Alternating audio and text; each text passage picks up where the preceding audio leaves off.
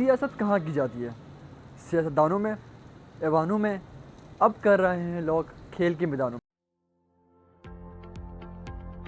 अस्सलामुअलैकुम, Pakistan sports bureau में आपको खुशामदीद कहता हूँ। सियासत कहाँ की जाती है? सियासतदानों में, ऐवानों में, अब कर रहे हैं लोग खेल के मैदानों में।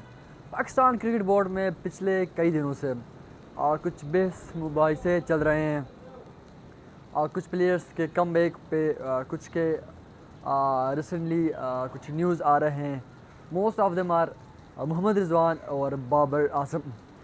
जब मोहम्मद रिजवान को कैप्टनसी से हटाया गया उसके उसके बारे में बहुत सारे रूमर्स आ गए, रूमर्स फैल गए, लोगों ने क्रिटिसाइज़ किया।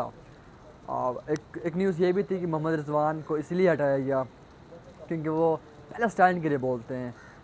फिर एक और न्यूज़ ये आई कि जो सरोगेट्स जो एड्स होते हैं, यानी कि बेटिंग्स एप्स, जो जुए के एप्स होते हैं, मोहम्मद रिजवान इनको प्रमोट नहीं करना चाहता। याद रहे मोहम्मद रिजवान लास्ट सीज़न में जब मुल्तान सुल्तान के साथ थे तो वहाँ कुछ ये इस तरह के स्पॉन्सर्ड थे मुल्तान सुल्तान के, जो इस तरह की बेटिंग कंपनीज थे। तो मोहम्मद रिजवान इन्हें डिनाई करते हैं कि मैं इन चीज़ों को प्रमोट नहीं करूँगा। तीसरी और एक आखिरी चीज़, कहते हैं कि मोहम्मद रिजवान रिलीजियस बंदे हैं इसलिए उन्हें कैप्टनसी से हटाया गया। ये तीन चीज़ें थी, बहस काफ़ी उसके बारे में किया गया सोशल मीडिया पे, लेकिन रियलिटी कुछ और थी।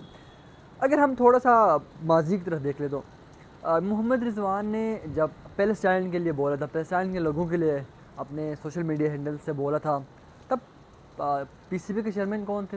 ज़का अशरफ, यानी कि मसीह नकवी साहब नहीं थे।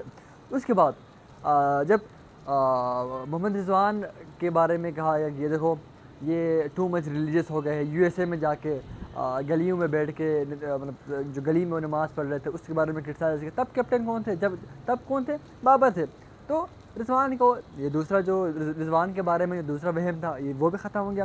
तीसरा वहम बेटिंग कंपनीज़ के बारे में, और जहाँ तक आप इस थोड़ा रिसर्च करेंगे आप लोग भी, तो जो चीफ़ जस्टिस है या जो लाहौर हाई कोर्ट है, और मैं लाहौर हाई कोर्ट था, इस्लामाबाद हाई कोर्ट, इनमें से किसी एक ने ये पटिशन में दिया था कि पाकिस्तान क्रिकेट बोर्ड किसी किस्म की जुए की कंपनी को प्रमोट नहीं करेगा एज अ स्पॉन्सर।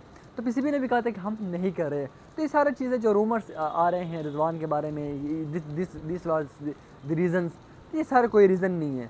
असल रीज़न था पॉलिटिकल लॉबीज़ बनते हैं। इससे माजी में भी कैप्टन्स को हटाया गया, बाबर को हटाया गया, इससे पहले अजहर अली को हटाया गया, मोहम्मद हफीज़ को हटाया गया। ये लॉबीज़ बनते हैं, ये जस्ट ग्रुप बंदीज़ होते हैं टीम में और ग्रुप बंदीज़ होते रहेंगे। इसकी वजह है कि कुछ लोग होते हैं, कुछ प्लेयर्स होते हैं जो कोचेस के फेवरेट लिस्ट में कहूँ या जो गुड लिस्ट होते हैं वहाँ होते हैं। कुछ लोग उनके फेवरेट नहीं होते, उनकी बात डिनाई करते हैं, हम ये बात नहीं कर सकते, हमें ये प्लेयर्स चाहिए तो तब हम इस टीम को लेकर हम जीत सकेंगे। तो मोहम्मद रिजवान के बारे में जो कुछ न्यूज़ आ रही थी वो सारे गलत थी, या मैं कहूँगी जो कि इनकी कोई बेस नहीं बनती थी। सारा का सारा जो प्रोपेगेंडा था मोहम्मद रिजवान के ख़िलाफ़ था।